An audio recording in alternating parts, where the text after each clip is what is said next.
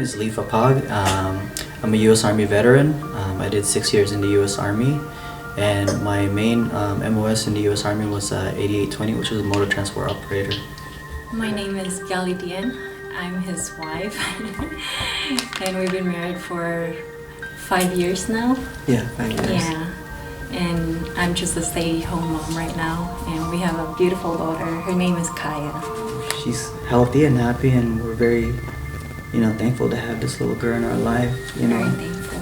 Yes. Yeah. It kind of brings me down to, it kind of helps the transition too, from military to being a father now. It kind of levels me down to I'm a civilian now, and I have a wife and a kid. It's a totally different scene now. My family and I moved here back in '92. At that time, I think I was 13 years old, and straight from Philippines to here in Reno. Yeah, so in a way, I would say I'm a native Reno. Yeah, when I got out of high school, I really didn't have any plans going to school or anything going on, so I figured joining the military was a way for me to kind of, set in stone, like me being an American citizen and, doing my part as a citizen. And also, like I said, I thought that the U.S. Army was the best thing that I had going at that time, which it really was. I gained my U.S. citizenship while I was in the U.S. Army, and to become a U.S. citizen was, a dream come true. The first half of my deployment, I drove trucks, delivering goods from point A to B, from bases to outposts, and for the first half, I did that. And during that time, I've seen a lot of things that most people would never dream of seeing, don't even want to see when you're over there. As a motor transport operator, I've seen a lot of IEDs. I can remember, one time, I don't want to really think about it or try to remember, but it's something that just sticks with you. One convoy going up from Kuwait to Camp Anaconda, and just 2 hours once we hit into Iraq, we were attacked by IEDs, and luckily I wasn't the one, but unfortunately one of the civilian contractors was hit by shrapnel from an IED, and I can still see it to this day, like as if it just happened yesterday. The guy is screaming in the ground, we're trying to help him out, bleeding everywhere, it's horrific. We had to really, evacuate that guy as soon as possible. He was going to bleed to death. Those experiences, it's really tough. Those experiences, I carry it still. I still get nightmares from them every now and then.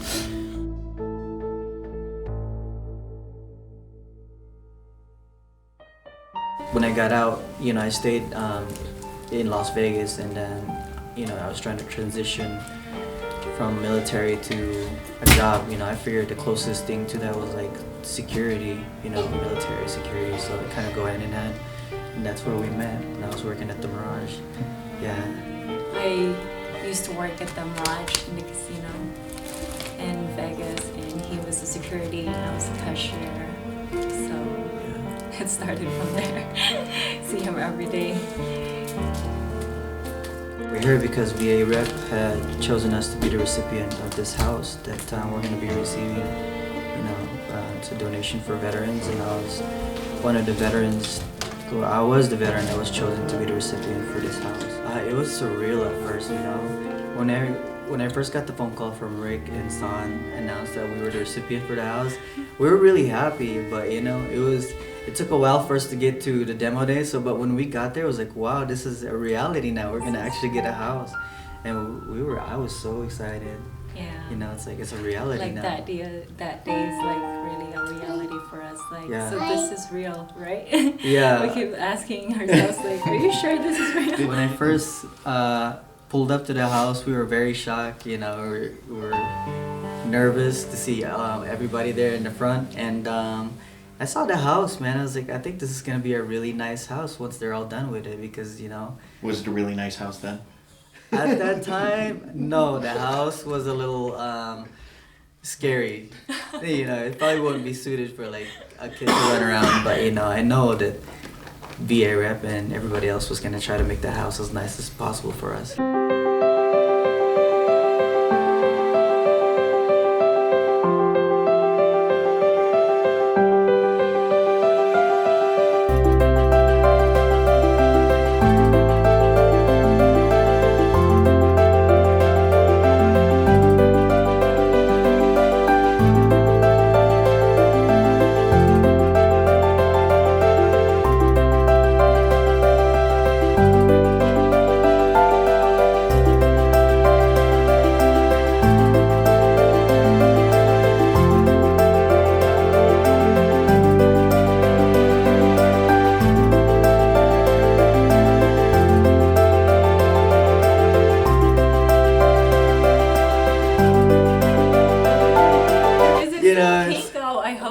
the neighbors are like, look at this big army tough guy, and then the pink house. They're like, oh man.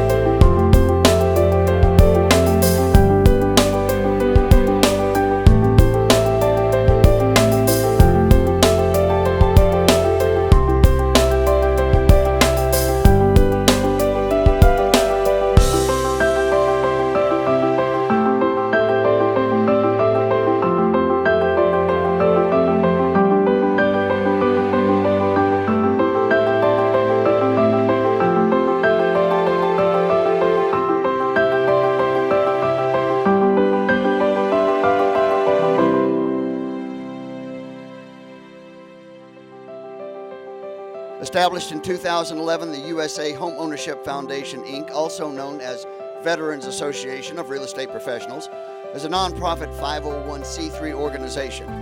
Our mission is to increase sustainable homeownership, financial literacy education, veterans administration loan awareness, and economic opportunity for the active military and veteran communities. The Housing Division is truly honored to be here with Leif and his family. We appreciate your bravery, Leif, as well as the sacrifices that you've made for our country.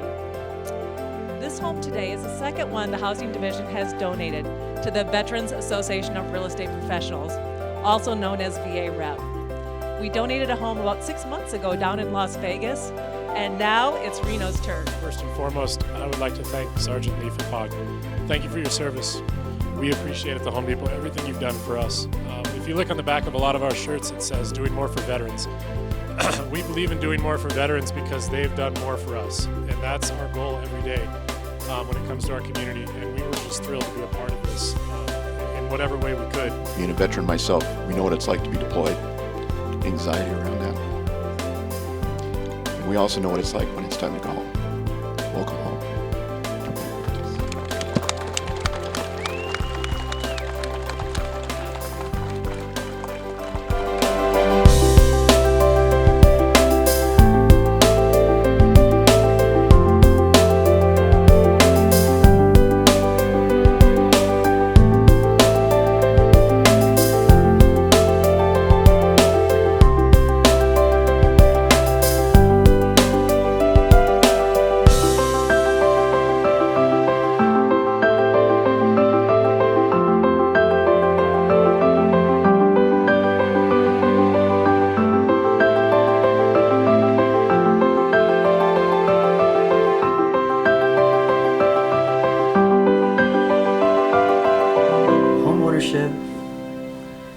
Yeah, it's a new chapter for me and my family. Like I said, life has been kind of hard for us, and having this home is gonna really